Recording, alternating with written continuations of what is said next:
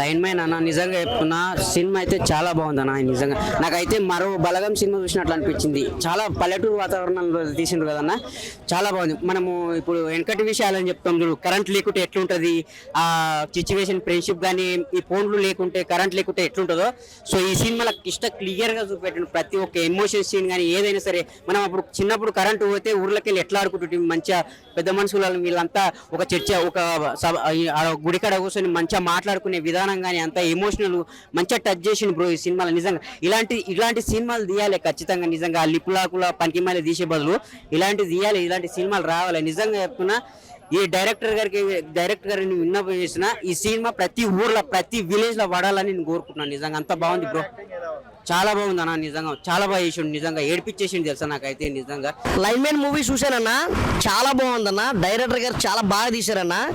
ఇప్పుడే చూశానన్న, చెప్తున్నాను కదన్నా, ప్రసాద్ మ్యాక్స్ దగ్గర చూశానన్న. సినిమా గొప్పగా తీశారన్న డైరెక్టర్ గారు ఎన్ని సినిమాలు తీశారో నాకు తెలియదు కానీ అన్న చాలా బాగా తీశారన్న.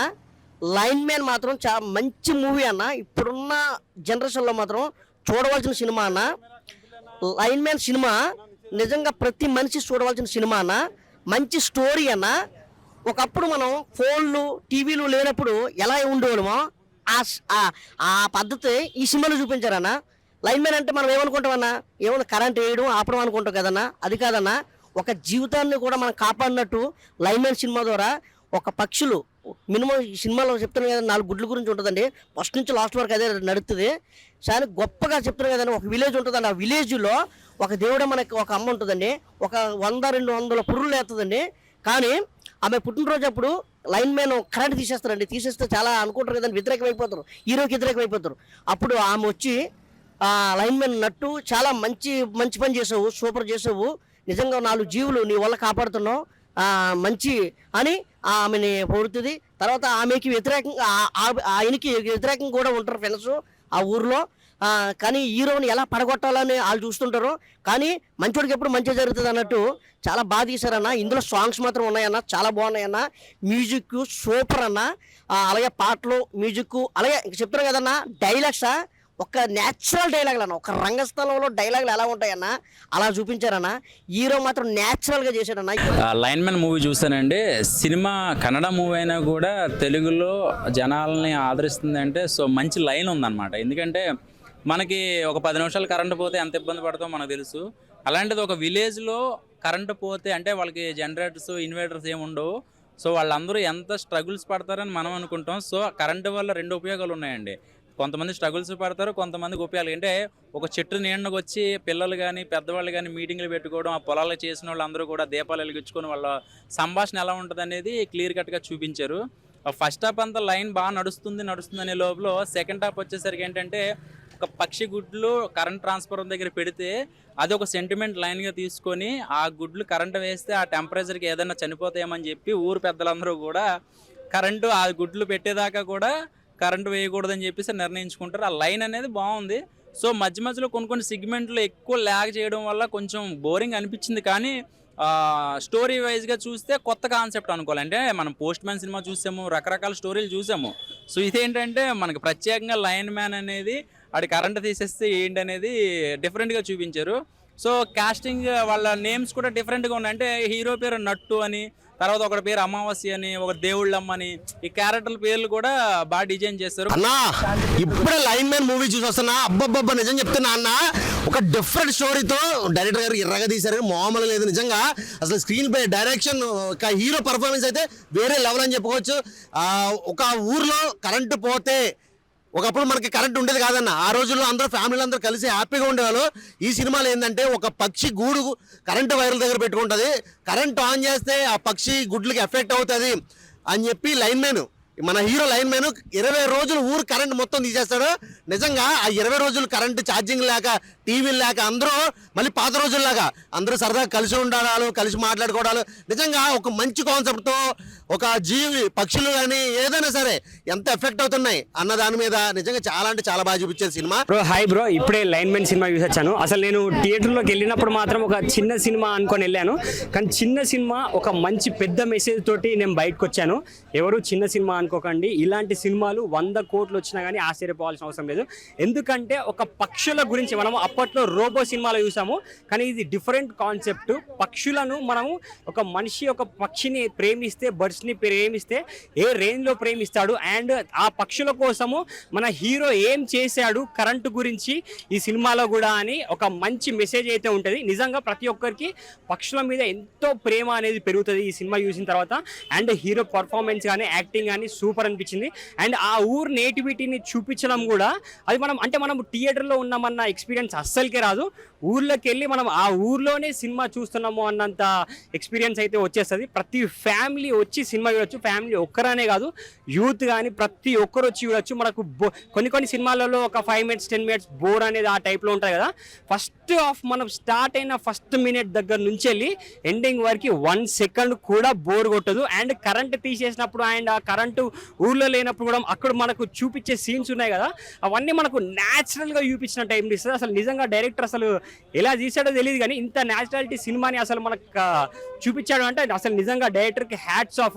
బీజేశ్రీ గారు ఫస్ట్లీ ఆవిడకి కంగ్రాచులేషన్స్. ఆవిడ దీంట్లో మిడ్ వైఫ్ కింద వేశారు. సో చైల్డ్ బర్త్ అలా పిల్లలు పురుళ్ళు పోయడం అదే మర్చిపోయినా.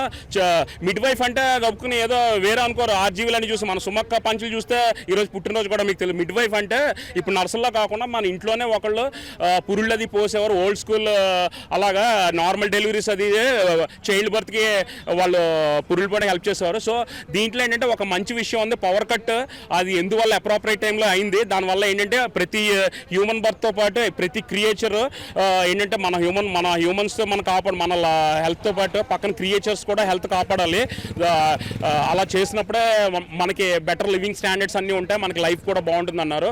సో ఏంటంటే ఎస్పెషల్లీ ఇలాంటి ఫాస్ట్ బేస్డ్ టైమింగ్స్లో లైన్ మ్యాన్ ఇలాంటి టీమ్ ఇలాంటి మంచి కంటెంట్తో, ఎస్పెషల్లీ పవర్ కట్ అంటే మనకు గుర్తొచ్చేది ఇదివరకు పవర్ కట్ ఉన్నప్పుడు ఈవినింగ్ అందరూ టుగెదర్నెస్ 20th centuryలో. ఇప్పుడు నిజంగా ఏంటంటే ఇన్ఎవిటబుల్ పార్ట్ మొబైల్ అయిపోయిన తర్వాత పవర్ కట్ అనేది నిజంగా బూనే. సో నేను కనుక ఒకవేళ మన ఒకే ఒక్కడు అలాంటి దాంట్లో ఒకరోజు సీఎం అయితే ఫస్ట్ ఏం చేస్తానంటే అన్నిటికన్నా ముందర ఈవినింగ్ 6 to 8 నేను పవర్ కట్ అయితే పెడతాను, అందరూ టుగెదర్నెస్ పెంచడానికి. థ్యాంక్ యూ సో మచ్ అన్న. లైన్ మెన్ సినిమా చూస్తుంటే మనకి ఎట్లా అనిపిస్తుంది అంటే మన చిన్నప్పుడు మనకు ఒక పల్లెటూర్లలో ఊర్లలో ఒక టీవీ కానీ ఒక ఫోన్స్ కానీ మనం చూడలేమన్నా. అంటే అప్పట్లో ఒక పల్లెటూరులో మనం ఎలా పెరిగినామంటే మన తాతల కన్నా నాన్న కన్నా అప్పట్లో ఏం లేకుండా వాళ్ళకి. ఇప్పుడున్న లైట్ మెన్లు ఏంటంటే అప్పటికిప్పుడు ఏం తేడా అంటే ఇప్పుడు ఒక మొబైల్ ఫోన్ చూస్తున్నాం. ఒక 25,000 అంటే మొబైల్ ఫోన్ ఉంటుంది.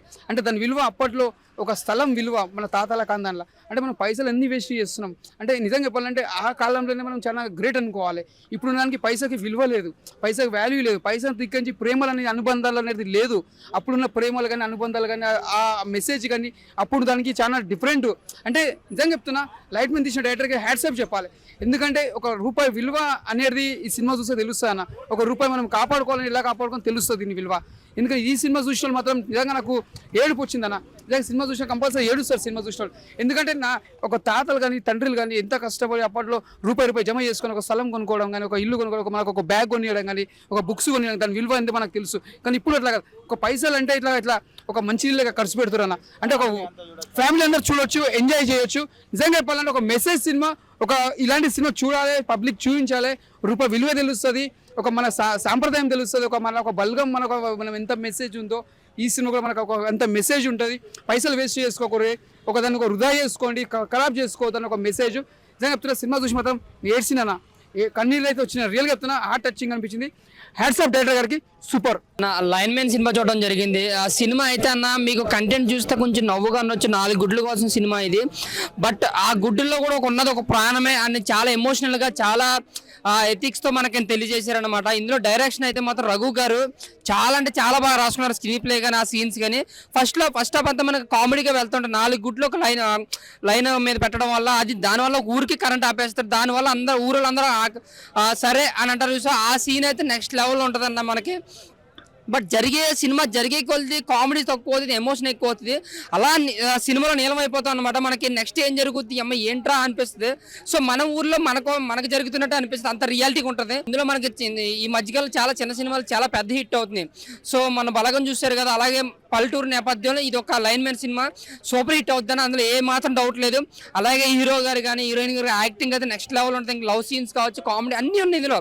ఒక ఫ్యామిలీ ఆడియన్స్కి ఏదైతే ఉండాలో కామెడీ అండ్ రొమాన్స్, మంచి కామెడీ సీన్స్, మంచి ఫ్యామిలీ ఎథిక్స్ అన్నీ ఉన్నాయి సినిమాలో. బట్ ఫస్ట్ హాఫ్ మనకి చాలా కామెడీగా ఉంటుంది, సెకండ్ హాఫ్ కూడా మనకి ఎమోషన్ టచ్ చేస్తుంది. మనకి క్లైమాక్స్ అయితే ఉన్న ఎమోషన్ సీన్ అయితే ఉంటుందన్న కంటదడి పెడిస్తుంది అనమాట. ఒక జయశ్రీ గారి క్యారెక్టర్ ఆ పెద్ద ఆవిడకి నటించడం అంటే, ఆ క్యారెక్టర్ లాస్ట్ చనిపోయినప్పుడు ఆ సీన్ ఉంటుంది, అదైతే సూపర్ అన్నమాట. ఆ గుడ్లు ఏదైతే మనకి ఆ పిల్లలు బయటకు వచ్చే సీన్ అయితే ఉంటుంది లైవ్ టెలికాస్ట్ అని, ఆ సీన్ అయితే నిజంగా కంటదడి పెట్టేస్తుంది. సో ఓవరాల్ గా లైన్ మ్యాన్ మూవీ సరదా మూవీ కాదన్న, ఒక మంచి ఎథిక్స్ మంచి కంటెంట్ ఉన్న మూవీ.